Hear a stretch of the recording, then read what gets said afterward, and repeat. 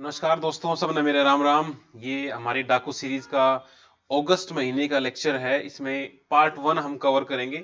हर महीने की मैगजीन हम 2 पार्ट में लेके आते हैं और आपकी बेहतर अंडरस्टैंडिंग के लिए बहुत ही सिंपल शब्दों में इसे मैं एक्सप्लेन करता हूँ। इसकी हाईलाइटेड जो पीडीएफ है, इंपॉर्टेंट है, वो टेलीग्राम ग्रुप पे आ जाती है, फ्री में अवेलेबल है।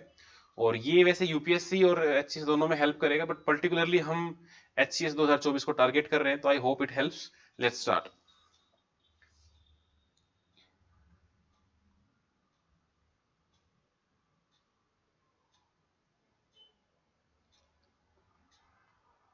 ओके, चैप्टर 1 से स्टार्ट करते हैं, आर्ट एंड कल्चर से। नेशनल मैरीटाइम हेरिटेज कॉम्प्लेक्स बनाया गया है कहां पर? लोथल में, गुजरात में। ये जो हमारी सागरमाला प्रोजेक्ट प्रोग्राम चल रहा है, उसी के अंडर हमने इसको एक्सटेंड किया है। और हम चाहते हैं कि लोथल, जो कि हमारे एंशिएंट टाइम में हड़प्पा के लिए फेमस था, डॉकयार्ड हुआ करता था, तो इसको हम अपनी हेरिटेज को यूज करके यहाँ पर इंटरनेशनल टूरिस्ट डेस्टिनेशन बनाए और हमारे पास बहुत सारे लोग आए और हमारी इकोनॉमी बूस्ट करें। यहाँ पर वर्ल्ड का हाईएस्ट लाइट हाउस म्यूजियम भी हम बना रहे हैं, ताकि हम हड़प्पा के टाइम्स का जो आर्किटेक्चर है, लाइफस्टाइल, उसको रिक्रिएट करें और उसको हम मोनेटाइज करना चाहते हैं। लोथल के बारे में आपको पता होना चाहिए कि गल्फ ऑफ खंबत के पास है। बाकी चीज आपने हिस्ट्री पढ़ रखी होंगी, यूनेस्को वर्ल्ड हेरिटेज साइट में भी ये आ चुका है, और इस हिसाब से इसके बारे में आपको अच्छा खासा पता होना चाहिए। सागरमाला पर जो प्रोग्राम है, ये मिनिस्ट्री ऑफ शिपिंग का है और ये प्रमोट करता है पोर्ट लेड डेवलपमेंट, ताकि हमारा जो लॉजिस्टिक का खर्चा है एक्सपोर्ट इंपोर्ट का, वो कम हो। जितने भी गवर्नमेंट के प्रोग्राम हैं, इन सब की बारीकियां तो आप शायद ना याद कर पाओ, लेकिन सबका जो एसेंस है, जो फील है, वो सबकी आनी चाहिए कि ये प्रोग्राम क्या करना चाह रहा है। हम उसी से पता लगा लेते हैं कि वो क्या करेगा। मान लो आप किसी इंसान के बारे में ज्यादा नहीं जानते हो, लेकिन आपको पता है वो किस तरह का इंसान है, कि भाई वो भरोसे के लायक है, या वो थोड़ा सा सनकी टाइप का है, या थोड़ा स्केप्टिक है, तो आप उससे अंदाजा लगा लो, हाँ उसने ऐसा किया ही होगा। तो ऐसे ही हर प्रोजेक्ट की एक जो आत्मा है वो आपको पकड़नी है, और जो मेजर प्रोजेक्ट है उसका तो हमें पॉइंट पॉइंट पता होना चाहिए। ठीक है, तो ये हमारा हो गया है। दूसरा हमारा है हुल दिवस।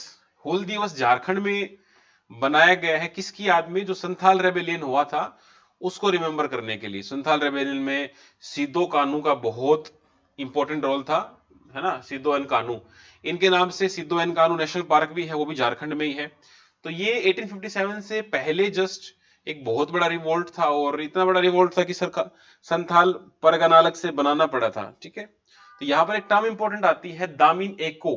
तो दामिन एक ब्रिटिशर्स ने किया था, ये एग्रीकल्चर वगैरह के लिए था, कि पर्टिकुलरली ट्राइबल्स को जो मूव करते रहते थे, ब्रिटिशर्स चाहते थे कि वो सेटल्ड एग्रीकल्चर करें।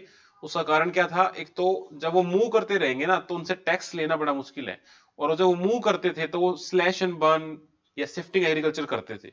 अब शिफ्टिंग में क्या करते हैं? वो जला देते हैं, लेकिन उनको चाहिए था कि एक जगह रुक के खेती करें और वो वाली खेती करें जो वो चाहते थे, प्लांटेशन की, ना कि फूड की, फूड क्रॉप्स की। ठीक है, तो ये कुछ कुछ टर्म मैं हाईलाइट कर रहा हूं जो पेपर में सीधी पूछी जा सकती है।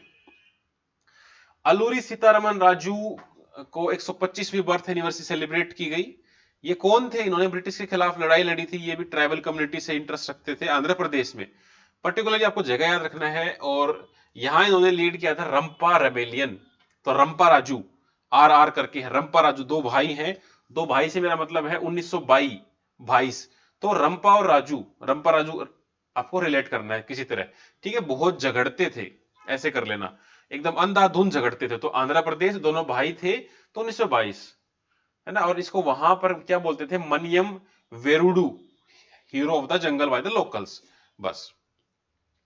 भूमि सम्मान अवार्ड दिए गए हैं किसके द्वारा? मिनिस्ट्री ऑफ रूरल डेवलपमेंट के द्वारा। और ये किस लिए दिए गए हैं? जो एक प्रोग्राम चल रहा है गवर्नमेंट का, DILRMP, digital India land record modernisation programme. तो ये बहुत सारे स्टेट्स को ये जिम्मेवारी दी गई थी, आप करिए। तो मध्य प्रदेश ने इसे फर्स्ट पोजीशन हासिल करी है, क्योंकि इसके 15 डिस्ट्रिक्ट हैं, उन्होंने 100% अचीवमेंट हासिल किया है इस प्रोग्राम में, जितना सरकार ने बताया था उतना। तो जो फर्स्ट रहता है ना, फर्स्ट को हमेशा दुनिया याद रखती है। दंगल मूवी में एक डायलॉग है कि भाई सेकंड को कोई याद नहीं रखता। ठीक है, सेकंड सेकंड आओगे तो सिल्वर मेडल मिलेगा, लोग भूल जाएंगे। फर्स्ट आओगे तो मिसाल बन जाओगे, दुनिया याद रखेगी। तो जो फर्स्ट आता है ना हर एक प्रोग्राम में, वो आपको थोड़ा सा पता होना चाहिए। सारे याद नहीं रखते हैं, ठीक है। एमपी तो पता हो, फर्स्ट पोजीशन ली थी, 15 डिस्ट्रिक्ट इसके बढ़िया से थे।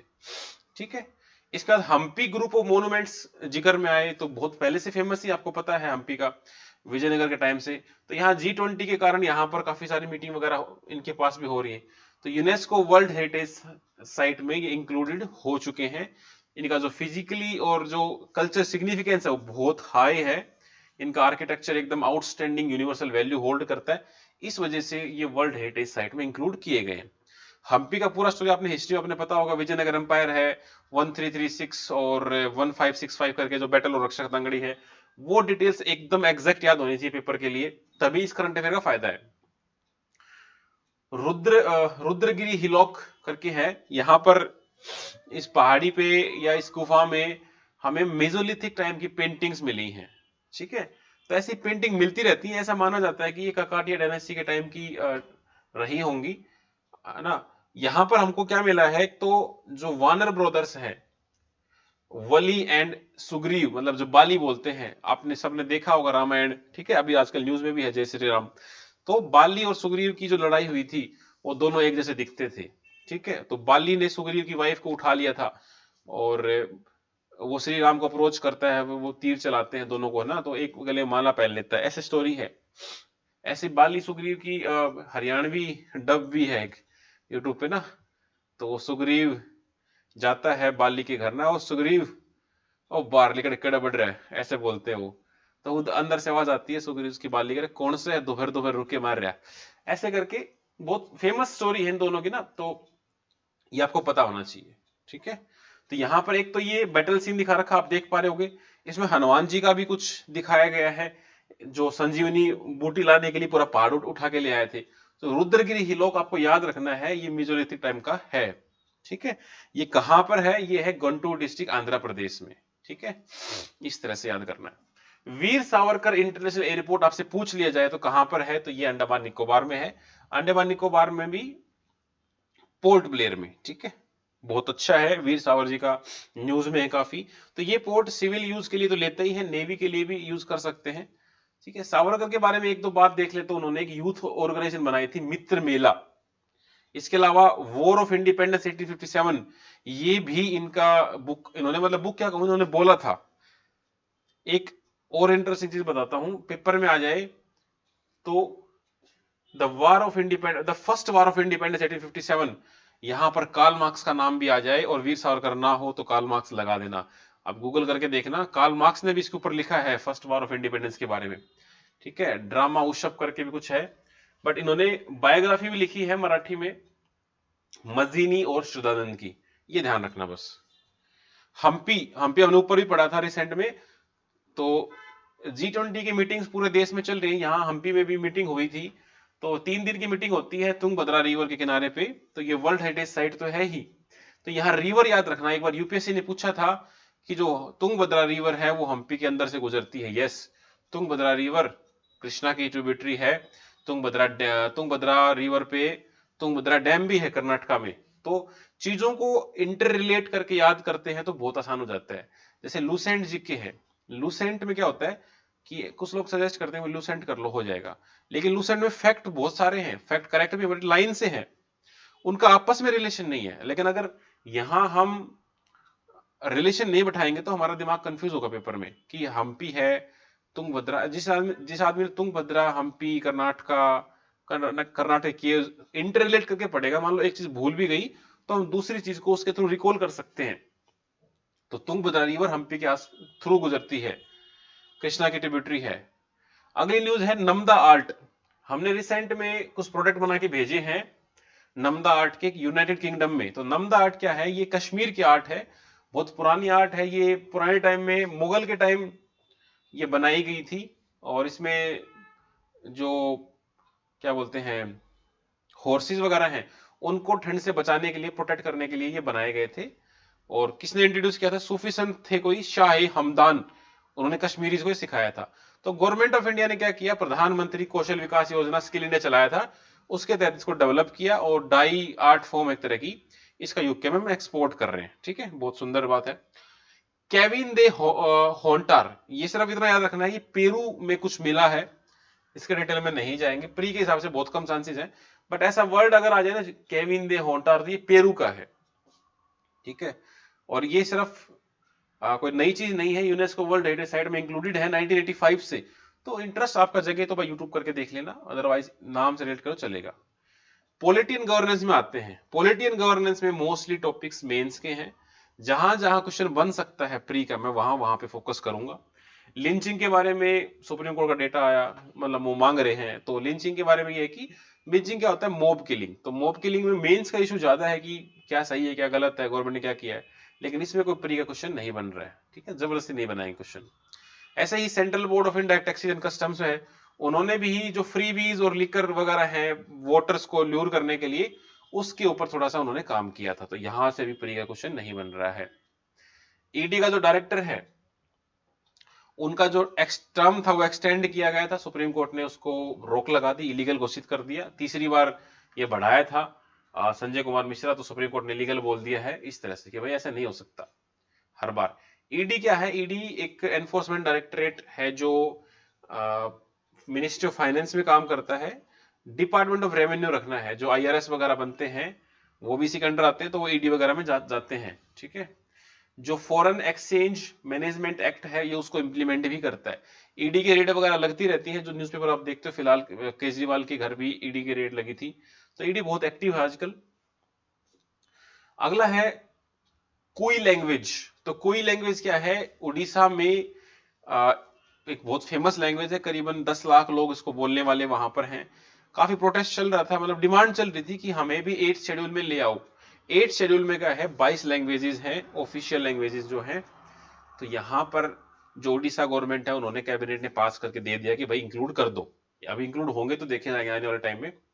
तो ये कौन बोलता है, जो मेनली स्पोकन बाय द कंधाज और द कोंड्स, जो वहां हिली एरिया में रहते हैं। करीबन 1 मिलियन इनके स्पीकर्स हैं, 8th शेड्यूल में चाहते हैं अपने आप को। 22 लैंग्वेज ऑलरेडी है हमारी, ओरिजिनली 14 हुआ करती थी, फिर बाद में ऐड हुई, 22 हो गई, अब ये ऐड हो जाए 23 हो जाएंगी। इंटर सर्विस ऑर्गेनाइजेशन बिल एक आया था, अभी तक ऐसा कुछ निकल के नहीं आया है, ठीक है। तो जब आएगा तो तब देख लेंगे। अभी फिलहाल जो लोकसभा चल रही है वो 17th है, ये फैक्ट बहुत बार आया है पेपर में, चांस है इस बार भी आएगा, आप याद करके रखना। 17th है, 16th है, 18th है, इसमें हर बार पेपर में आता है, खुद ध्यान रखना दिमाग में, ठीक है। हरियाणा जब बना था तब भी वो 17th स्टेट था इंडिया का, तो उससे भी रिलेट कर सकते हो। Digital times vouchers, election commission of India ने क्या किया है, इस तरह के वाउचर जारी करेंगे डिजिटली, जो भी स्टेट पार्टी है, नेशनल पार्टी है, उनको दूरदर्शन ऑल इंडिया रेडियो पर समय दिया जाएगा, तो उसको डिजिटल वाउचर बोल दिया गया बस, ठीक है। कोई party, state party, national party कैसे बनती है, उसकी कुछ कंडीशन होती है, वो आपको देखना पड़ेगा। नेशनल पार्टी के लिए आई थिंक 3 है और स्टेट पार्टी के लिए 5 है, तो आपको पता होना चाहिए। वर्ल्ड इलेक्शन बॉडीज, तो जितनी भी इलेक्शन कमीशन है वर्ल्ड में, बॉडीज हैं, उन सब की एक मीटिंग होती है, जहां पर इंडिया का डेलीगेशन भी जाता है, कार्टजीना कोलंबिया में इनकी मीटिंग होती है। वहां करीबन 119 ऐसी इलेक्शन बॉडीज हैं, वो आती हैं, आपस में आइडिया डिस्कस करते हैं, कोई बेहतर प्रैक्टिस है तो एक दूसरे से एक्सचेंज भी कर लेते हैं, और प्रीकॉन्स्टिट्यूशन बन नहीं रहा। यहाँ से फॉरेस्ट अमेंडमेंट बिल नया आया है, लोकसभा ने पास कर दिया है। क्वेश्चन ये पूछा जा सकता है कि इसका नाम क्या है एक्ट का, तो एक्ट का नाम है वन संरक्षण एवं संवर्धन अधिनियम। अभी जो भी नया नया आ रहा है उसमें हिंदी के वर्ड आ रहे हैं, तो ध्यान रखना। एक स्टेटमेंट हमेशा ये बनती है कि इसने किस एक्ट को रिप्लेस किया है, तो फॉरेस्ट कंजर्वेशन एक्ट 1980 को रिप्लेस कर रहा है, ठीक है।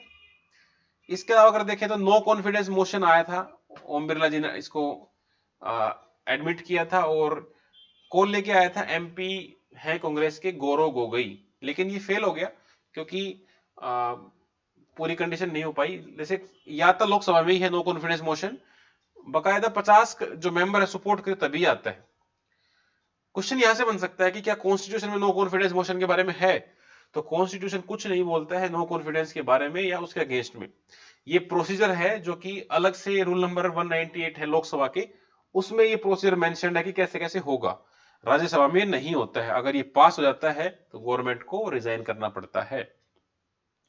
नो कॉन्फिडेंस मोशन ध्यान रखना, इसके बारे में पॉलिटी में क्वेश्चन आते हैं हमेशा से, ठीक है। आगे बढ़ते हैं, तो यह हमारा खत्म होता है polity. GEF environment and ecology, GEF council, global environment facility का जो बोर्ड है, उन लोगों ने पैसे वैसे बढ़ाने की बात करी है। क्या करेंगे उस पैसे का? जो सीबीडी है, कन्वेंशन ऑन बायोलॉजिकल डाइवर्सिटी, वहां पर फाइनेंशियल मैकेनिज्म वो ढूंढ रहे हैं ताकि हम फंड कर पाए उसको। वर्ल्ड में क्लाइमेट चेंज हमारे सामने बहुत बड़ी प्रॉब्लम है और ग्रीन एनर्जी को हम फंड करना चाह रहे हैं, इसलिए ये कर रहे हैं। फिर आता है कार्बन क्रेडिट्स। तो सेंटर ने एक नई कमेटी बनाई है, national steering committee for the Indian carbon market. ठीक है, इसमें जो मिनिस्ट्री ऑफ पावर सेक्रेटरी होता है वो इसका एक्स ऑफिशियो चेयरमैन बन जाता है। कार्बन क्रेडिट होते क्या है? कार्बन क्रेडिट एक तरह की चीज क्या होती है कि हर एक इंडस्ट्री को एक लिमिट तक पोल्यूशन करने की, मतलब एक दायरे तक पोल्यूशन करने की लिमिट सेट की जाती है। अब मान लो मैं फैक्ट्री हूं और मैं 100 टन पोल्यूशन फैला सकता हूं, उसे ऊपर मुझे करना है तो मुझे कार्बन क्रेडिट खरीदने पड़ेंगे। अब मान लो मेरे को भी 100 अलाउड थे, बाजू वालों को भी 100 अलाउड थे, उसने 50 ही खर्च किए अपने, तो 50 मुझे बेच भी सकता है। इससे क्या होगा कि एक तो एनवायरमेंट बचेगा, बिकॉज हर कोई लिमिट में रहेगा तो एनवायरमेंट भी लिमिट में रहेगा। दूसरा, ये प्रमोट करता है कि आप कम कार्बन एमिशन करो। मान लो मुझे 100 की लिमिट थी, मैंने 50 ही की, तो उस 50 को मैं बेच के पैसे कमा सकता हूं, इस चक्कर में मैं कम करूंगा। ठीक है, इसी एग्जांपल ले लो, घर पे बिजली है, अगर आपको ये बोल दें कि 200 यूनिट तक बिजली फ्री है, तो आप कैसे ना कैसे करके 200 तक रखने की कोशिश करोगे। लेकिन अगर ऐसा कोई लिमिट ही नहीं तो 200 हो, 250, 300, अपना फर्क ही नहीं पड़ता। अगर आपकी 180 हो गई तो आप सोचोगे यार किसी तरह करके मैं इसको 200 के अंदर अंदर रख लूं ताकि मैं बच जाऊं। ठीक है, दिल्ली गवर्नमेंट ने ऐसा किया था फ्री में देने का 200 यूनिट तक। तो it permits the allow the owner to emit a certain amount of carbon dioxide and greenhouse gases. ठीक है, वो एक दूसरे को बेच भी सकते हैं। चलो भाई, डब्ल्यूएचओ ने एक चीज रिपोर्ट है वो पब्लिश करी है, burden of disease attributable to unsafe drinking water, sanitation and hygiene. बस याद रख लेना कि ऐसी नॉर्मली चीजें डब्ल्यूएचओ ही करता है। एक वॉश इनिशिएटिव भी है, drinking water sanitation and hygiene. ठीक है, एस से सैनिटेशन, एच से हाइजीन और डब्ल्यू से वॉश। तो ड्रिंकिंग वाटर, ये ध्यान रखना बस, ये किससे रिलेटेड है? वॉश। ठीक है, ये ध्यान रखना अपने को। जो भी हमारे सस्टेनेबल डेवलपमेंट गोल्स हैं 17 हैं, तो क्लाइमेट चेंज जो है सबसे फेमस, सबसे इंपॉर्टेंट है गोल नंबर 13। ठीक है, तो क्लाइमेट क्या बोल रहा है? 13 13 13 करो इंतजार, आज अपिया आई बाहर। तो क्लाइमेट बहुत जल्दी से चेंज हो रहा है, तो हमें पहले साल, पहले 5-6 तो याद रखना ही है कि भाई सबसे पहले गरीबी खत्म करेंगे। ठीक है, जीरो हंगर, नो पॉवर्टी, फिर वो स्कूल जाएगा, इक्वलिटी, इस तरह से 17 के 17 याद कर लेने हैं। मेंस में आ जाए तो 17 के 17 डायग्राम करके बना देना, बहुत अच्छा लगेगा, नंबर आएंगे। क्रॉप रेजिड्यू मैनेजमेंट गाइडलाइंस आई हैं, गवर्नमेंट ने रिवाइज किया है। जो हरियाणा, पंजाब, यूपी में काफी सारा पराली जलाई जाती थी, उसको लेके कुछ गाइडलाइन आई है, लेकिन ये प्री के हिसाब से कुछ बैठ नहीं रहा है, मेंस में देखेंगे। World resources institute, world resource institute की एक रिपोर्ट आती है, ग्लोबल फॉरेस्ट वॉच। तो इन्होंने बताया कि भाई जो फॉरेस्ट हैं वो कंटिन्यूसली डिक्लाइन हो रहे हैं, सुधर जाओ। और ऑन एवरेज अगर देखें तो पिछले एक साल में 10% वो डिक्लाइन हो गए। तो मतलब पूरे वर्ल्ड में खतरा मंडरा रहा है, आइस पिघल रही है, पानी सूख रहा है, रिवर्स सूख रही हैं, वाइल्ड लाइफ स्पीसीज मर रही हैं, बट इंसान अभी भी समझ नहीं रहा है। 1.5 डिग्री तक हमारा एनवायरनमेंट गर्म हो चुका है as compare to industrial phase. अगर वो 2 डिग्री से ऊपर चला जाता है तो साइंटिस्ट बोल रहे हैं that you can not turn it back. एक बार वो चला गया तो टाटा बाय बाय गया, वैसे फील आएगी। उसके बाद देखते हैं इंसान कैसे सरवाइव करता है। तो 2022 के मुकाबले 10% डिक्लाइन हो चुका है, कोई बात नहीं है। सिम्बीडियम लेंसिफोलियम, ये क्या चीज है? ऐसी टर्म पेपर में आती है कि ऐसा कोई नाम देके साइंटिफिक सा पूछ लेंगे कि भाई रिसेंटली न्यूज में था, बताओ ये क्या चीज है। तो इस तरह की चीजों को आप ध्यान रखना। ये और कुछ नहीं, सिंपल है, एक एक्सट्रीमली रेयर ऑर्चिड की स्पीसीज है जो कि उत्तराखंड के चोपटा वैली में मिलती है। चोपटा वैली भी याद रखना है, जब आप 4 धाम की यात्रा करने जाओगे उत्तराखंड में तो चोपटा वैली बीच में आता है। जो गए होंगे उनको पता होगा, कमेंट करके बताना। ठीक है, उत्तराखंड में है ऑर्चिड। ऑर्चिड बहुत इंपॉर्टेंट है, मोस्टली ऑर्चिड हमारे नॉर्थ ईस्ट में मिलते हैं। तो ऑर्चिड के रिगार्डिंग बहुत बार क्वेश्चन आ चुके हैं यूपीएससी में भी। ठीक है, ये टर्म याद रखना बस। फिर हुलुक गिबन, हुलुक गिबन क्या है? एक तरह का एप है, बंदर जैसा दिखता है, और ये कई तरह के दिखते हैं। तो इनको चाइना में एक इवेंट हुआ था जहां पर हुलुक गिबन को लेके कंसर्न दिखाया गया था कि भाई इनकी पॉपुलेशन खतरे में है। तो इंडिया में सिर्फ एक ही तरह का मिलता है, ओनली वन एप, जो कि स्मॉलेस्ट है गिबन्स में और सबसे फास्टेस्ट भी है, वो मिलता है। वैसे हमारे उस जो एक तरह का एप मिलता है ना, उसकी भी दो वैरायटी है, देखो इस तरह के दिखते हैं, ये बहुत समझदार होते हैं, बहुत जल्दी सीखते भी हैं। तो ये हमारे पास दो तरह के हैं, एक वेस्टर्न हुलॉक गिबन है, एक ईस्टर्न हुलॉक गिबन है। जो वेस्टर्न वाला है वो ऑलमोस्ट सारे नॉर्थ ईस्ट के स्टेट में मिलता है और एंडेंजर्ड है वो लिस्ट में, आईयूसीएन की रेड लिस्ट में। और जो ईस्टर्न है वो सिर्फ अरुणाचल और असम तक ही सीमित है, ठीक है, सीमिटेड बोल रहा हूँ, सीमित है। तो ये वनरेबल है, बस ईस्ट वाला वनरेबल है, वेस्ट वाला डेंजर में है। मतलब वेस्टर्न जो कंट्रीज हैं उनकी हेल्थ बहुत खराब है, वो एंडेंजर्ड है, हमारे थोड़े वनरेबल है, ऐसा करके याद कर लेना बस, ठीक है। आईयूसीएन की रेड लिस्ट आप याद रखना, ये बहुत इंपॉर्टेंट है। नॉर्वे कंट्री में फॉस्फेट की रिकॉर्ड रॉक्स मिली हैं, उन्होंने रिसेंट वो कह रहे कि हमने बहुत एक्सटेंसिव डिपॉजिट्स फॉस्फेट की हमने ढूंढ ली हैं। इसका काम कहां पे आता है? इसका काम आता है बैटरीज में और सोलर पैनल्स में, ठीक है। अगर ये बहुत अच्छे से सक्सेसफुल हो जाता है तो भाई वाइटल कंपोनेंट तो ये रहेगा ही सोलर सेल में, बैटरी में। ये कह रहे हैं कि अगले 100 साल तक गेम चेंजर हो जाएगा। इंडिया को भी इसकी जरूरत है, मतलब पूरे वर्ल्ड को ही जरूरत है सोलर की। तो ये अगर हो जाता है तो बहुत बढ़िया है। इंडिया में भी फॉस्फेट रॉक्स मिलती जरूर है, लेकिन इतनी नहीं है। एक तो राजस्थान में और एक थोड़ा सा मध्य प्रदेश में हमको मिल रही है। इसका यूज कहाँ करते हैं? डीएपी और एनपीके फर्टिलाइजर्स में करते हैं। तो आपको पता ही होगा फॉस्फोरस तो बहुत इंपॉर्टेंट है। करंटली हम 90% डिपेंडेंट है, रॉ मटेरियल इंपोर्ट करना पड़ता है। अगर उनके पास बहुत भयंकर निकल के आ जाता है तो हम उनसे ही ले लेंगे, इतना सारा निकल के आया तो प्राइस भी थोड़ा कम हो जाएगा, बहुत रेयर है अभी। Tunicates, 500 million year old tunicate के फॉसिल्स वगैरह रिसेंट में पाए गए हैं। ये ट्यूनिकेट होते कैसे हैं? एकदम ऐसे बोतल जैसा मुंह होता है इनका, ऐसा लगता है कोई जार टाइप का, जैसे पानी डालते हैं और ये एक ही जगह खड़े रहते हैं और लाइव ऐसा लगता है जैसे दिल धड़कता है ना, ये वैसे ऐसे धड़कता रहता है, तो लिविंग टाइप का फील आता है, ठीक है, कुछ ऐसा सा देखो। तो they are live as stationary filter feeding adults, ठीक है, ऐसा लगता है फिल्टर चल रहा है। कॉमनली इनको सी स्क्वाड्स बोल देते हैं, ग्रुप ऑफ मैरीन एनिमल्स हैं, बस इतना रहेगा तो बहुत है। अब आते हैं इकोनॉमी में। इकोनॉमी में जीएसटी के बारे में न्यूज थी कि भाई इसको 7 साल हो गए, 6 साल हो गए हैं। 1 जुलाई 2017 को लॉन्च किया गया था और फ्रांस वो पहला कंट्री था जिसने जीएसटी इंप्लीमेंट किया था टैक्स इवेजन रोकने के लिए। तो जीएसटी के रिगार्डिंग न्यूज आती ही रहती है, कुछ ना कुछ चेंज होता ही रहता है, तो इसको अच्छे से समझना कि क्या चीज है, डेस्टिनेशन है। जीएसटी एक डेस्टिनेशन बेस्ड इनडायरेक्ट टैक्स है, ठीक है, याद रखना। जीएसटी के अंदर ही एक कंपोजिशन स्कीम भी चलाई गई थी। जो छोटे व्यापारी हैं उनको इतना जीएसटी फाइलिंग करने में दिक्कत ना हो, इसलिए उनके लिए एक सिंपल प्रोसीजर था स्मॉल टैक्स पेयर के लिए कि आप एक फिक्स परसेंटेज है वो जीएसटी का टर्नओवर का वो आप दे दो, और जो कंप्लायंस है वो भी बहुत सिंपल कर देंगे रिक्वायरमेंट, ठीक है। जीएसटी काउंसिल आपको पता होना चाहिए, न्यूज में रहती है, आर्टिकल कितना है 279A, ठीक है, इसमें दे भी रखा हुआ शायद कहीं ना कहीं, इसका आर्टिकल जरूर याद रखना, 279A जैसा कुछ आर्टिकल हुआ करता था इसका, ठीक है, इसमें नहीं दे रखा शायद। चलो, corporate social responsibility, CSR. CSR क्या होता है? देखो, कॉर्पोरेट जो है उसकी एक सोशल रेस्पॉन्सिबिलिटी भी है। कोई भी कंपनी काम कर रही है, वो बहुत पैसा कमा रही है भले ही, लेकिन समाज के प्रति उसकी एक जिम्मेवारी भी है। तो ये सीएसआर कंपनीज एक्ट में डाला गया था, मिनिस्ट्री ऑफ कॉर्पोरेट अफेयर्स को लेके आई थी कि कोई भी कंपनी है उसको जो उसका तो पिछले 3 साल का जो उसका प्रॉफिट है उसका एटलीस्ट 2% हर साल वो ऐसे कामों में दे जिससे समाज का कल्याण हो। कैसे काम? जैसे भाई कोई टॉयलेट बनवा दिया, कोई स्कूल खुलवा दिया, किसी स्पोर्ट्समैन को दे दिया, गरीब है ना, या पानी का कोई प्याऊ लगवा दिया, किसानों को कुछ दे दिया, ऐसे कुछ समाज को देना है। उससे क्या होगा? एक तो उसकी गुडविल जनरेट होगी कि भाई मान लो टाटा कंपनी है, सुलभ शौचालय बनवा दिया तो लोगों को सुविधा हुई, को स्कूल बना दिया अंधे बच्चों के लिए।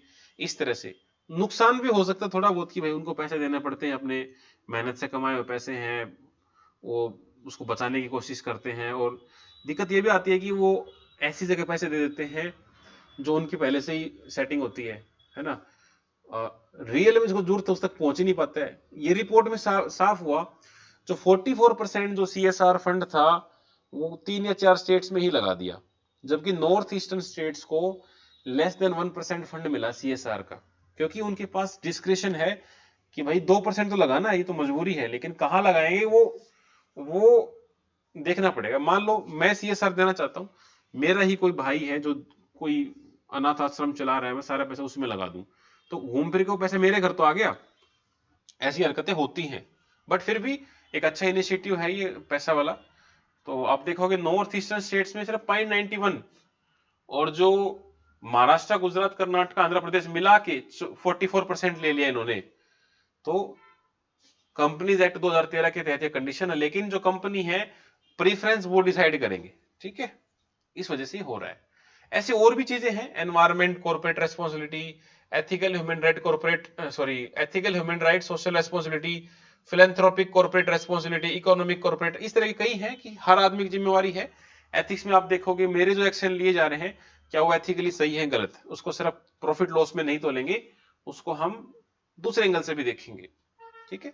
तो पॉजिटिव इंपैक्ट क्या बनाएगी, रेपुटेशन बढ़ेगी कंपनी की, उसकी ब्रांड वैल्यू बढ़ेगी, लोगों में ट्रस्ट बढ़ेगा, कस्टमर का रिलेशन अच्छा होगा, एम्प्लॉय का एंगेजमेंट, रिटेंशन ज्यादा होगा, पॉजिटिव कम्युनिकेशन वो कर पाएंगे, कम्युनिटीज में इंपैक्ट। नेगेटिव क्या होगा कि भाई अब एडमिनिस्ट्रेटिव बर्डन आ गया, जबरदस्ती करना ही पड़ रहा है, ठीक है, फोर्स कर रहे हैं, फीस लगानी पड़ रही है, कॉन्फ्लिक्ट आ गया बिजनेस गोल्स में, जो करना चाहते हो हुआ नहीं, इस तरह से कई हो सकते हैं। लेकिन ये इतना नहीं है, कहने को कॉन्फ्लिक्ट है, असल में ऐसा कोई कॉन्फ्लिक्ट है नहीं। अब समाज से इतना पैसा ले रहे हैं तो वापस देना ही चाहिए भाई, ठीक है। चलो फ्री ट्रेड एग्रीमेंट के बारे में बात करते हैं।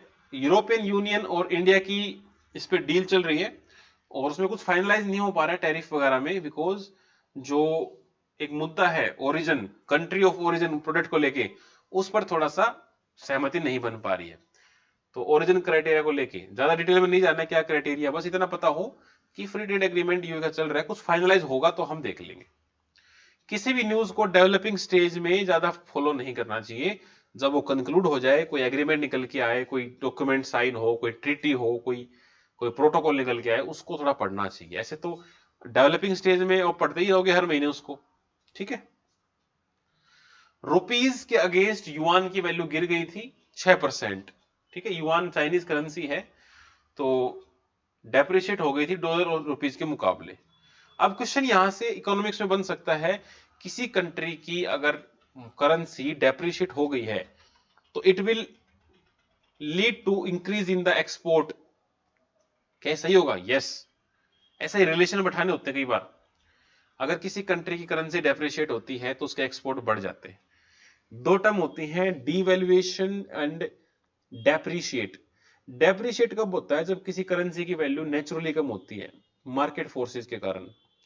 डीवैल्यूएशन क्या होता है? जब कोई करेंसी की वैल्यू उसका देश, उसका सेंट्रल बैंक खुद ही गिरा ले। अब आप पूछोगे सर खुद ही क्यों गिरा लेगा? कई बार अपने एक्सपोर्ट को बूस्ट करने के लिए डीवैल्यूएशन की जाती है। तो चाइना ऐसा करता है, इंडिया भी करता है कई बार, अपने अपने एक्सपोर्ट को बूस्ट करने के लिए। तो वो बूस्ट करेंगे तो भाई हमारा इंपोर्ट बढ़ जाएगा उनसे, तो हमें बेहतर माल मिल पाएगा, चीप क्वालिटी का ना, इस हिसाब से रिलेशन थोड़ा पता होना चाहिए। इंटरनेशनलाइजेशन ऑफ रूपी, तो आरबीआई का जो पैनल है वो रिकमेंड कर रहा है कि भाई इंटरनेशनल लेवल पे रिकॉग्नाइज करो इसको। हम चाहते हैं कि जो आईएमएफ का स्पेशल ड्रॉइंग राइट्स है एसडीआर, उसके अंदर हमारी करेंसी ऐड हो, ठीक है। एसडीआर क्या होता है? जो भी देश बैलेंस ऑफ पेमेंट की क्राइसिस से जूझ रहे होते हैं, आईएमएफ, वर्ल्ड बैंक मिल के उसको पैसे देते हैं, और एसडीआर के अंदर करेंसी ऐड होती है, उस करेंसी में आप लौटा सकते हो, ले सकते हो, इस तरह से काफी फायदे मिलते हैं। तो हम चाहते हैं हमारा भी उसमें इंक्लूजन हो जाए, ताकि हमारा क्रॉस बाउंड्री ट्रांजैक्शन जो है वो आराम से हो पाए, ठीक है। एसडीआर क्या होता है? It's international reserve asset created by the IMF, official reserve होता है उसके मेंबर कंट्रीज का। इसमें पहले से यूएस का डॉलर है, यूरो है, चाइनीज रेनमिनबी मतलब युआन, और जापानीज का येन, और ब्रिटिश का पाउंड स्टर्लिंग। ये पांच पहले से ऐड है। रिसेंट में ऐड हुआ था चाइनीज का जो रेनमिनबी है, ये आई थिंक 4-5 साल हुए। यूपीएससी के प्री में क्वेश्चन भी आया था कौन सी करेंसी ऐड हुई है, तो इंडिया जाता हमें भी ऐड कर लो, ठीक है। सोवरन ग्रीन बॉन्ड, देखो बॉन्ड क्या होते हैं? बॉन्ड क्या होता है? एक पेपर पर एक एग्रीमेंट होता है कि भाई ये लो बॉन्ड 10,000 रुपए का, और आप मुझे ये बॉन्ड, बॉन्ड हमेशा कम वैल्यू में खरीदा जाता है। अब मान लो मैं किसी कंपनी के बॉन्ड ले आया 1 लाख रुपए की, तो मैं उसे 1 लाख रुपए में थोड़ा खरीद के लेके आऊंगा। नॉर्मली, मतलब नॉट ऑलवेज बट नॉर्मली वो मुझे 30,000 में, 10,000 में ऑफर करेंगे। मैं ले आया 10,000 रुपए देके कि भाई 7 साल के बाद आके आप 1 लाख ले जाना। तो इस तरह के बॉन्ड होते हैं। तो ग्रीन बॉन्ड जो है, सोवरन, सोवरन का मतलब होता है ऐसी कंट्री जो अपने डिसीजन खुद ले पाए। तो नॉर्मली जो सोवरन, जैसे सोवरन गोल्ड बॉन्ड भी आए थे, तो ऐसे ग्रीन बॉन्ड आए हैं। तो इसका क्या करेंगे, जो पैसा इससे कमाया जाएगा, जो बनेगा, उसको हम ग्रीन मतलब एनवायरमेंट के लिए यूज करेंगे। एनवायरमेंट में क्या आता है, मान लो कोई ग्रीन प्रोजेक्ट है, कोई सस्टेनेबल का प्रोजेक्ट है, एनवायरमेंट का रिगार्डिंग है, उसके रिगार्डिंग उस पैसे को वहां लगाएंगे। ठीक है। और इनकी जो मेच्योरिटी है वो लॉन्गर पीरियड रहेगी भाई, 15-20 साल तक, की एकदम से ना निकालें। ठीक है। रेगुलेट कौन करता है इनको, पीएफआरडीए करता है, पेंशन वगैरह को भी। इसका हेडक्वार्टर दिल्ली में है। सेबी, सेबी के बारे में भी कुछ फॉरेन पोर्टफोलियो इन्वेस्टमेंट जो इन्वेस्टर्स हैं उनकी रेगुलेशन को टाइट किया है। ज्यादा कुछ नहीं आया न्यूज में, इतना ही समझेंगे फिलहाल। सेबी का हेडक्वार्टर पता होना चाहिए, मुंबई में है। आरबीआई का भी मुंबई में है। ठीक है। इंश्योरेंस वाली कंपनी है उसका हैदराबाद में था, पेंशन वाला का दिल्ली में है। ये 4-5 ही है, इसका याद होना चाहिए आपको। तो इसका अलग से एक्ट है सेबी का। तो ये क्या बन गई, स्टेट्यूटरी बॉडी। हर वो बॉडी जिसको किसी एक्ट से बनाया गया हो उसको हम स्टेट्यूटरी बॉडी बोलते हैं। बिकॉज स्टैट्यूटू का मतलब क्या होता है, एक्ट। तो इसका अलग से एक्ट है, एक्सचेंज बोर्ड ऑफ इंडिया 1992। इसका हेडक्वार्टर मुंबई में हो गया। रीजनल हेडक्वार्टर्स भी है इसके, Ahmedabad, Chennai, Delhi, Kolkata. Balance sheet problem हमारे भारत में चल रही थी, ट्विन बैलेंस शीट प्रॉब्लम। तो अभी आरबीआई कह रहा है कि भाई हम ट्विन बैलेंस शीट प्रॉब्लम से बाहर आ गए। ये भी यूपीएससी में आया था। ट्विन मतलब दो, बैलेंस शीट का मतलब क्या है, दो तरह से प्रॉब्लम है। बैंक्स का जो बैलेंस शीट है वो भी खराब है, जो कॉर्पोरेट है उनकी भी खराब है। कॉर्पोरेट मतलब कोई, मान लो विजय माल्या है, उसने लोन लिया केनरा बैंक से। अब उसका लोन फेल हो गया, उसका बिजनेस फेल हो गया, तो वो लोन नहीं लौटा पाएगा। अब वो लोन नहीं लौटा पाएगा तो केनरा बैंक वालों के पास पैसा वापस नहीं आएगा। तो वो क्या करेंगे, अगली बार लोन का रेट बढ़ा देंगे। ठीक है। अब उन्होंने लोन का रेट बढ़ा दिया है, इस वजह से एनवायरमेंट, सॉरी, जो कॉर्पोरेट है वो और लोन नहीं ले पा रहे हैं, लोन महंगे हो गए हैं। तो दोनों सीट खराब हो जाती है, मतलब कॉर्पोरेट की सीट भी खराब हो गई, बैंक की भी खराब हो गई। ठीक है। बैंक के पास पैसा नहीं आ रहा है, कॉर्पोरेट का बिजनेस चल नहीं रहा है। तो इस तरह की प्रॉब्लम हमारे देश में चल रही थी, अब थोड़ा ठीक चल रहा है।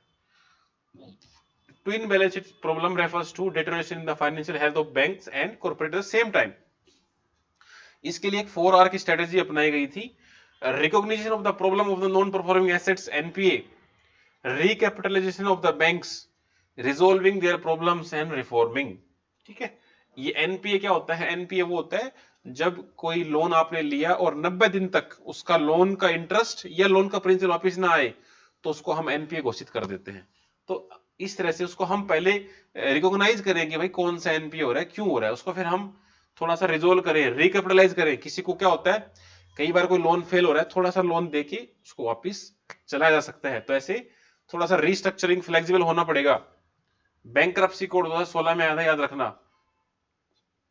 जीएसटी काउंसिल ने क्या किया रिसेंट में, 28% टैक्स लगा दिया ऑनलाइन गेमिंग कंपनीज पे। ठीक है। जो हॉर्स ट्रेडिंग, कैसीनो ये सब करते हैं। तो जीएसटी काउंसिल आपको पता होना चाहिए कौन कितना है, उसमें किसका वोट होता है। ठीक है। अच्छे से आर्टिकल 279A में है। पॉलिटी में आपने पढ़ा होगा या ये इकोनॉमिक्स में भी पढ़ा होगा। चलो भाई, तराई, तराई क्या है, telecom regulation authority of India. ये रेगुलेट करने वाली है, जो एआई का यूज करते हैं उसके रिगार्डिंग कुछ गाइडलाइंस आई हैं। तो अभी कुछ ऐसा खास है नहीं, तो आप थोड़ा सा वेट कर सकते हो। इन्होंने वैसे रिलीज किया रिकमेंडेशंस, लेवरेजिंग आर्टिफिशियल इंटेलिजेंस, लेकिन ऐसा अभी कुछ चल नहीं रहा है, तो चिल कर सकते हो। पोटेंशियल इंप्रूव एफिशिएंसी, यही से बातें चल रही है। जहां भी एआई आ जाए समझो एनीथिंग इज पॉसिबल। अब ऐसी कोई चीज है ही नहीं जो एआई ना कर पाए। एआई यहां तक कि इमोशंस को भी समझ रहा है। ठीक है। Believe me, AI is the future. आज हम पढ़ा रहे हैं आपके लिए, हो सकता है 5 साल के बाद हमें पढ़ाना भी ना पड़े।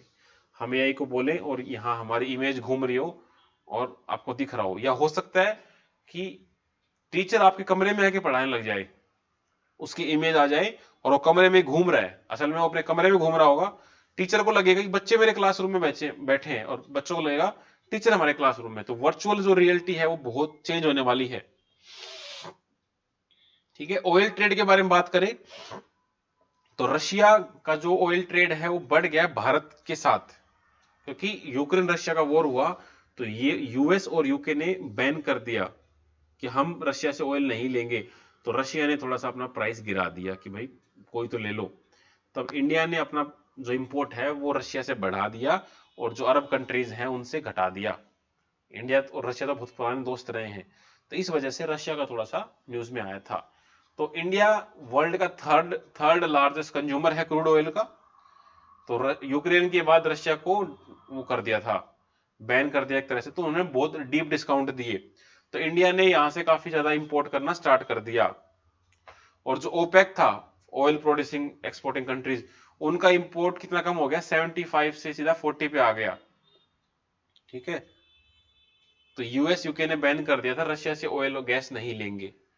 ठीक है, अब रशिया से हमने ऑयल ले तो लिया, बट हमारे रिलेशन खराब हो सकते हैं डिप्लोमेटिकली यूएस के साथ, यूके के साथ। बट इंडिया अब नहीं डरता है, इंडिपेंडेंट है भाई हम, हमारा मन करे वहां से ऑयल लेंगे, तुम कौन होते बताने वाले।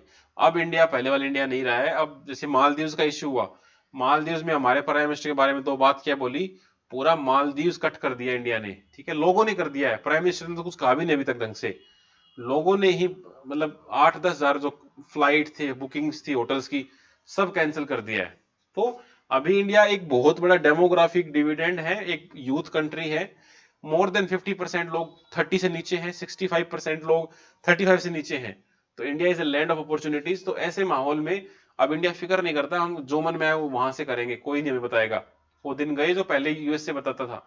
लॉजिस्टिक डेटा बैंक प्रोजेक्ट, इसका काम क्या है कि पोर्ट अथॉरिटीज का जो परफॉर्मेंस वगैरह है वो इंप्रूव करना है। तो इस रिपोर्ट के थ्रू उसको मोर एफिशिएंट बनाया जाएगा। इतना याद रखना बस, इस प्रोजेक्ट का नोडल मिनिस्ट्री कौन है, कॉमर्स एंड इंडस्ट्री। ठीक है, विंडफॉल टैक्स वो होता है, जैसे पेट्रोलियम क्रूड पर लगाया था, जब किसी इंडस्ट्री में बहुत ज्यादा प्रॉफिट बन जाए और वो प्रॉफिट का जो कारण है वो ऐसा हो जो अनएक्सपेक्टेड था। ठीक है, अब मान लो मेरे पास जमीन है और मेरी जमीन की कीमत है 5 लाख रुपए, बट वहां से हाईवे निकल गया या वहां से खुदाई में कुछ मटका वटका निकल के आ गया हड़प्पा टाइम का और उसकी कीमत हो गई 5 लाख से सीधा 5 करोड़, तो गवर्नमेंट मेरे पर विंडफॉल टैक्स लगा सकती है कि भाई ये प्रॉफिट तुम्हें एकदम से हुआ है। ठीक है, तो वो टैक्स एक्स्ट्रा भी लग सकता है जो नॉर्मल लगना चाहिए था उससे। तो एक हायर टैक्स लेवी किया जाता है गवर्नमेंट के द्वारा स्पेसिफिक इंडस्ट्रीज पे when they unexpected and above average profit. ठीक है, तो ऐसा है कि भाई आपको अमीर नहीं होने देंगे, जितना जितना मिलता है उतना लो। सडन इंक्रीज हो जाए ना तो रेवेन्यू को टैक्स लगा देते हैं एक्स्ट्रा। फिर आता है 81 बॉन्ड्स। रिसेंट में स्टेट बैंक ऑफ इंडिया ने एडिशनल 81 बॉन्ड्स जारी किए थे, करीबन 10,000 करोड़ रुपए उठा लिए। 81 बॉन्ड्स क्या होता है कि ये एक ऐसे बॉन्ड होते हैं जिसमें इंटरेस्ट रेट थोड़ा हाई मिलता है कस्टमर को, लेकिन ये अनसिक्योर्ड होते हैं, इनकी मेच्योरिटी परपेचुइटी में होती है, ये कभी मैच्योर होते ही नहीं है, आप बस इंटरेस्ट लेते रहो। ठीक है, ये रिसेंट में भी न्यूज में आए थे स्विस बैंक के कॉन्टेक्स्ट में। स्विस बैंक के जो आई थिंक 18,000 करोड़ या इतने थे, वो 81 जो बॉन्ड्स थे वो वाइप आउट कर दिए गए थे, मतलब एक भी पैसा नहीं मिलेगा। ऐसे ही यस बैंक के भी 81 बॉन्ड्स वाइप आउट किए गए, लेकिन सुप्रीम कोर्ट ने मना कर दिया था। तो ये बॉन्ड क्या होते हैं, आ, ये एक तरह का अनसिक्योर परपेचुअल बॉन्ड होते हैं जो बैंक इशू करता है पैसा उठाने के लिए कोर कैपिटल को, और ये करना पड़ता है बिकॉज जो बासेल 3 नॉर्म्स है। बासेल 3 नॉर्म्स क्या होता है, बैंक के रिगार्डिंग नॉर्म्स आई थी, जैसे आपने देखा होगा भारत स्टेज है व्हीकल्स में कि भाई BS6 की गाड़ी है, ऐसे ही बैंक में बासेल 3 नॉर्म्स में एक पर्टिकुलर लिमिट होती है कि इतना पैसा सेफ होना चाहिए, इतना पैसा रिस्क हो सकता है। तो वहां पर हमको 81 बॉन्ड्स पूरे करने पड़ते हैं। इसमें इंटरेस्ट ज्यादा मिलता है लोगों को, थोड़ा रिस्क तो है लेकिन हाई इंटरेस्ट मिलेगा। इसको कस्ट इन्वेस्टर रिटर्न नहीं कर सकता कि मुझे ये अपना बॉन्ड पकड़ो, मुझे अपने पैसे वापस दो। There is no put option available to holders. Regulate RBI करता जरूर है, लेकिन कई बार राइट ऑफ भी करने पड़ते हैं जब आपको पैसा वैसा बचाना हो, फेल होने वाला सब कुछ। ठीक है, फाइनेंशियल स्टेबिलिटी बोर्ड है, इसमें ऐसा कुछ बन नहीं रहा जो पर में काम आए। बस इतना ध्यान रखना, G20 के अंडर ये बनाया गया था 2009 में, और इसका बाइंडिंग कुछ भी नहीं है। It's not a treaty based organisation and it's not legally binding. Global tax deal अगर बात करें तो भाई 138 कंट्री ने मिलकर OECD G20 के लोगों ने मिलकर एग्री किया है कि जो बेस इरोजन प्रॉफिट शिफ्टिंग है इसको रोकेंगे। बैप्स, बैप्स बहुत इंपॉर्टेंट है। बैप्स कैसे होता है, मान लो एक कंट्री है भारत में, भारत उस पर 30% टैक्स लेता है कॉर्पोरेट से, तो वो कंपनी क्या करेगी, अपनी एक सब्सिडरी कंपनी बना देगी। कहां बना देगी, किसी ऐसी कंट्री में जहां टैक्स मुश्किल से 2% हो या 1%, मान लो 5% भी है, पनामा में, बेलीज में, एल सल्वाडोर, ऐसी कंट्री जो बहुत छोटी मोटी है। और फिर क्या बोलेगा, वो मेरा ही कंपनी है, और अपने प्रॉफिट वहां दिखा देगा। ठीक है, हमने वहां से माल खरीदा, और डॉक्यूमेंट में आप पता आप कैसे भी कर सकते हो, सीए वगैरह हेल्प लेके वो प्रॉपर लीगल रखते हैं, और सारा प्रॉफिट दिखा देंगे कि भाई सारा सेल जो हुआ है वो तो वहीं से हुआ है, तो सारा प्रॉफिट वहां चला गया। तो हमारा जो बेस था प्रॉफिट का वो क्या हो गया, इरोड हो गया, और प्रॉफिट कहां हो गया, शिफ्ट हो गया। तो बेस इरोजन प्रॉफिट शिफ्टिंग ना हो, इसके लिए G20 ने, देशों ने मिलकर गाइडलाइन निकाली है। सब लोग एग्री कर रहे हैं, ठीक है, कि भाई ऐसा रोको इनको। अब आता है साइंस एंड टेक का। साइंस एंड टेक में क्या है कि कुछ गाइडलाइंस जारी करी सर्टिन ने। सबसे पहले पता होना चाहिए कि सर्टिन होता क्या है, कंप्यूटर इमरजेंसी रेस्पॉन्स टीम, इसकी फुल फॉर्म भी पूछी गई पेपरों में। यहां पर साइबर मिलेगा, और साइबर दिखते ही आप लगा दोगे, ठीक है। और ये इंफॉर्मेशन टेक्नोलॉजी जो एक्ट है हमारा 2000 का, उसके अंडर आता है। तो इसका काम ये है कि इंटरनेट को कैसे सेफ तरीके से यूज करना है, उसको लेके इन्होंने कुछ गाइडलाइन निकाली थी, guidelines on information security practice, बस। ठीक है, इनका काम था कि भाई डिजाइन डेजिग्नेट कर दो एक चीफ इंफॉर्मेशन सिक्योरिटी ऑफिसर जो ध्यान रखेगा, इंटरनल एक्शन ऑडिट करते रहो, डेटा बैकअप पॉलिसी बनाओ, इस तरह की कुछ जर्नलिस्टिक सी बातें हैं। प्री में कुछ बनेगा नहीं ऐसा, मेंस में आप देख सकते हो। इंडिया की पॉलिसी आप याद रख सकते हो कि नेशनल साइबर सिक्योरिटी पॉलिसी 2013 में आई थी, ठीक है। इसके बाद एक यूक्लिड टेलीस्कोप है, तो ये देखता है डार्क यूनिवर्स को। तो यूक्लिड पहले ही पता होना चाहिए कौन था। यूक्लिड आपको पता होगा कि एक मैथमेटिशियन था, ग्रीक का, एंशिएंट ग्रीक का, और उसको हम फादर ऑफ ज्योमेट्री भी बोलते हैं। तो उसके रिगार्डिंग हमने टेलीस्कोप का नाम रखा है। यूरोपियन बिल्ड ऑर्बिटल सैटेलाइट है, जो कि डार्क एनर्जी और डार्क मैटर को स्टडी करके आएगा। छोड़ा किसके थ्रू है, स्पेस एक्स का फाल्कन 9। चलो, तो ये जो फोकस करेगा, ये मिशन किससे फोकस करेगा, foundational components of dark universe. One is dark matter जो दिखता नहीं है, एक है डार्क एनर्जी जो महसूस नहीं होती है। तो ऐसा माना जाता है कि मोस्टली जो वर्ल्ड का हम देख पा रहे हैं ना, वो 95% तो डार्क मैटर है, हम सिर्फ 5% ही देख पा रहे हैं। तो 90% जो बच गया ये उसको देखने की कोशिश करेगा। फिर आता है सोलर जियो इंजीनियरिंग। जियो मतलब अर्थ, इंजीनियरिंग मतलब when you try to modify something according to your needs. तो सोलर को लेके हम मॉडिफाई करना चाह रहे हैं, ग्लोबल वार्मिंग को काबू में करना चाह रहे हैं। यूएस लेके आया है कि भाई गर्मी बढ़ रही है, तो अपना प्रोडक्शन कम नहीं करेंगे, हम क्या करेंगे, सनलाइट को कैसे ना कैसे करके रिफ्लेक्ट कर देंगे आसमान में, ठीक है। तो कम हमारे पास कम पहुंचेंगी, तो हम अच्छे से उसको मेंटेन कर पाएंगे। तो सोलर रेडिएशन मैनेजमेंट एक तरह की है, एसआरएम भी बोल दिया, कि रिफ्लेक्ट कर देंगे स्मॉल फ्रैक्शन को, सनलाइट को वापिस। कैसे करेंगे वो उनका अलग मेथड है, कि एरोसोल वगैरह कर देंगे, क्लाउड में बना देंगे, मतलब somehow they are trying to manipulate the earth, ठीक है। इस तरह से हमने ऊपर के ऊपर ही वापस भेज देना है, स्ट्रेटोस्फेरिक एरोसोल इंजेक्शन से। मैराइन क्लाउड ब्राइटनिंग करेंगे, ऐसा कुछ करेंगे, लेकिन कोई खास इससे कुछ क्वेश्चन बन नहीं रहा है। High albedo crops and building, albedo क्या होता है पता होना चाहिए। फिर आता है one health concept. One health concept simple है कि जो एनिमल्स की हेल्थ है और जो ह्यूमंस की हेल्थ है, they are one and the same, because animal से जो बीमारी है वो ह्यूमंस में फैलती है, और फिर वो दूसरे ह्यूमंस में फैलती है। जो बीमारी एनिमल से ह्यूमन में आ जाती है, ये एनिमल से ह्यूमन से एनिमल में चली जाती है, उसको हम बोलते हैं जूनोटिक डिजीजेस। तो अगर हम इनका ध्यान नहीं रखेंगे तो हमारा ध्यान भी नहीं रख पाएंगे। तो माइक्रोबियल जो रेजिस्टेंस बढ़ रहा है उसके खिलाफ ये चल रहा है। तो भाई यूएन, यूएनईपी, डब्ल्यूएचओ, एफएओ इन्होंने मिलकर ये किया है। तो हम क्या करेंगे, स्पेसिफिकली काम करेंगे areas of human, animal, plant and environment health, इनके ऊपर हम मिलकर काम कर लेंगे। तो वन हेल्थ हमारी इंटीग्रेटेड और यूनिफाइड अप्रोच रहेगी, सबकी, इकोसिस्टम की भी, एनिमल की, पीपल की भी हेल्थ हम बढ़िया रखें। और हमको समझना पड़ेगा कि हम सबकी हेल्थ लिंक्ड है और इंटरडिपेंडेंट है। It is said that your one lung is hanging on the tree, कि जब तक पेड़ सांस ले रहे हैं, हम सांस ले रहे हैं, ठीक है। पशु पक्षी अगर मार दिए तो हो सकता है आपका एनवायरमेंट भी खत्म हो जाए। अगर एक दिन के लिए सारी बीज मक्खियां चली जाए तो शायद हमारा एग्रीकल्चर भी बंद हो जाए, बिकॉज वो पोलिनेशन में हेल्प करती हैं। ठीक है, सिंपल सा था, कोई खास बात नहीं है। टाइम डायलेशन का जो कंसेप्ट है, ये ब्लैक होल उसे कंटेक्स्ट में कुछ आ रखा है, लेकिन not so important for the prelims, बहुत टेक्निकल चीज है। ग्रेविटी होल, ऐसा माना जाता है कि जो अर्थ के नीचे एक बहुत बड़ा होलो रीजन है, जो पहले ओशन हुआ करता था, जिसकी वजह से जो ग्रेविटी एनोमोलीज हैं कि कहीं पर ग्रेविटी ज्यादा है, कहीं पर कम है, तो अर्थ की जो स्ट्रक्चर है उसके नीचे उसको पढ़ने की कोशिश हो रही है। बस यहां से कुछ निकल के आएगा तो देख लेंगे। सार्स कोव 2 कोरोना वायरस के टाइम ये न्यूज में आया था, तो हमने कुछ ऐसा आर्टिफिशियली बना लिया है जो उनकी एंट्री ब्लॉक कर दे सार्स कोव 2 वायरस की सेल्स के अंदर आने से। ठीक है, ऐसा कुछ बनाने की कोशिश चल रहा है, लेकिन अभी कुछ पर्टिकुलर नाम जब तक नहीं आता तब तक कोई दिक्कत नहीं है। बेपी कोलंबो बहुत इंपॉर्टेंट है।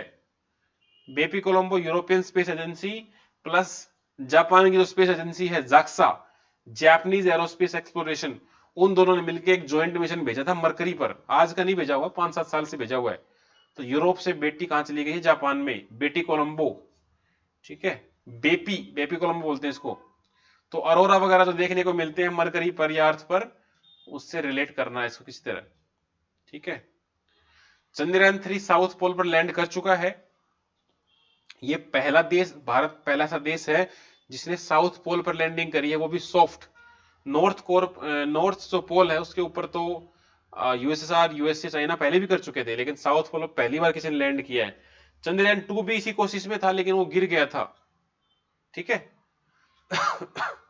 तो कोई दिक्कत नहीं है, इस बार हम पहुंच गए हैं। जो लैंडर है उसको हम विक्रम बोल रहे हैं और रोवर को हम प्रज्ञान बोल रहे हैं। ठीक है, हम पहले से देश है जिसने साउथ पोल पर लैंड कर दिया है भाई। बहुत मुश्किल है साउथ पोल पर लैंड करना। तो इंडिया का जो पहला मिशन चंद्रयान 1 था वो 2008 में गया था। ठीक है, उसने पानी वानी की खोज कर ली थी चंद्रयान पर, चंद्रमा पर। फिर चंद्रयान 2 गया 2019 में, अभी 2023 में चंद्रयान 3 गया है। एओलस विंड सैटेलाइट, ये भी यूरोपियन स्पेस एजेंसी की है। ये अपनी वापस पूरी यात्रा करके वापस आ गया है। इसका काम क्या था कि जो अर्थ की विंड सिस्टम है, प्लैनेट क्लाइमेट, वेदर रिपोर्ट्स हैं, उनको ढंग से पढ़े और अपना स्टडी कर ले, बस इतना ही काम था इसका। ठीक है, कार्बन बेस्ड पेरोविस्काइट सोलर सेल्स हैं। तो ये हाईली स्टेबल है, लो कॉस्ट कार्बन बेस्ड है, पेरो पेरोविस्काइट सोलर सेल्स हैं। ये हेल्प करेंगी हमें एक तो थर्मल और मॉइस्चर स्टेबिलिटी बढ़ाने में। नॉर्मली आपको पता है सूर्य से जो किरणें आती हैं उसको हम कन्वर्ट कर देते हैं इलेक्ट्रिकल एनर्जी में, केमिकल एनर्जी में, तो उसके रिगार्डिंग ये है। ठीक है, तो ध्यान रखना, सीपीएससी थोड़ा सा ध्यान रहे बस। इनका जो स्ट्रक्चर होता है वो सेम होता है जैसे मिनरल कैल्शियम टाइटेनियम ऑक्साइड के जैसे, और सबसे पहले यूराल माउंटेन्स में मिले थे। इनका जो नाम रखा गया पेरोस्काइट, वो कोई नाम किसी आदमी के नाम पर था, लेव पेरोस्काइट, जिसने फाउंड किया था। ठीक है, बस सोलर सेल में यूज होते हैं। नॉन फंजिबल टोकन्स, तो ये गूगल क्या सोच रहा है कि हम इस तरह के कुछ टोकन बनाएंगे जो नॉन फंजिबल हैं, मतलब किसी एक इंसान इसको यूज कर सकता है, उसको दूसरा यूज नहीं कर सकता। डिजिटल एसेट्स में कन्वर्ट भी कर सकता है। उसके बाद अगर ये मान लो कोई गेम खेल के उसने कमा लिया है तो वो बाय कर सकता है, सेल कर सकता है, टोकन कमा सकता है। फंजिबल क्या होता है? कोई भी चीज फंजिबल है मतलब उसको तोड़ के बेचो ना तो उतना ही मिलेगा। अब एक 100 का नोट है, आप 100 का नोट दे दो, 10-10 के 10 ले लो तो भी उसकी उतनी ही वैल्यू होगी। लेकिन एक हीरा है, उसकी वैल्यू मान लो 1 करोड़ है, उसके आपने 10 टुकड़े कर दिए तो उस 10 की वैल्यू मिला के 1 करोड़ नहीं होगी, उनकी वैल्यू कम हो जाएगी। ठीक है, because they are not fungible. तो इस तरह से ये बनाना चाह रहे हैं, नॉन फंजिबल बनाएंगे तो टोकन खरीद लो, उससे फिर हम कुछ भी खरीद सकते हैं इस तरह से, लेकिन वो ब्लॉकचेन पर रिकॉर्ड होंगे। ब्लॉकचेन बहुत न्यूज में है, ब्लॉकचेन के ऊपर गवर्नमेंट भी अपनी डिजिटल करेंसी लेके आ रही है। तो ब्लॉकचेन में फायदा क्या होता है? एक तरह का ये लेजर होता है ट्रांजेक्शन्स का, जो कि डिस्ट्रीब्यूट होता है पूरे एंटायर सिस्टम पर, लोकलाइज होता है, डिसेंट्रलाइज्ड। मतलब मैंने कोई ट्रांजेक्शन की तो वो सबको पता लग जाएगी, उसको मॉडिफाई करना फिर बहुत मुश्किल है, डिलीट तो हो ही नहीं सकता वहां से। लेकिन गवर्नमेंट की अथॉरिटी थोड़ा सा बाहर है, इस वजह से इस पर थोड़ा सा इश्यू उठ रहा है। क्रिप्टो करेंसी वगैरह बीसी पे चलती है। एक नया चैटबॉट आया है बार्ड, गूगल का है, जो गूगल की जो पेरेंट कंपनी है अल्फाबेट, उसने बनाया है। तो पहले से ही एक बहुत फेमस चैटबॉट है चैट जीपीटी, ओपन एआई का है। ये उसको चैलेंज करेगा, यूरोप में और ब्राजील में ये लागू किया है। ठीक है, फेसबुक भी अपना लेके आ रहा है जो जैसे लामा। तो इस तरह से ये जो 3-4 नाम है जो फेमस है, ये आपको पता होना चाहिए किसका है। बहुत बड़ी टेक्नोलॉजी है तो आप इसको छोड़ नहीं सकते। National policy for rare disease 2021 बनाई गई। इसमें क्या बोला गया कि भाई जिनको रेयर डिजीज है, अगर वो बाहर से कुछ मंगवाते हैं अपने इलाज के लिए, खासकर मान लो कैंसर है प्राइवेट यूज के लिए, तो उस पर जो टैक्स लगता है आईजीएसटी, वो हम छोड़ देंगे फूड पर और मेडिकल पे।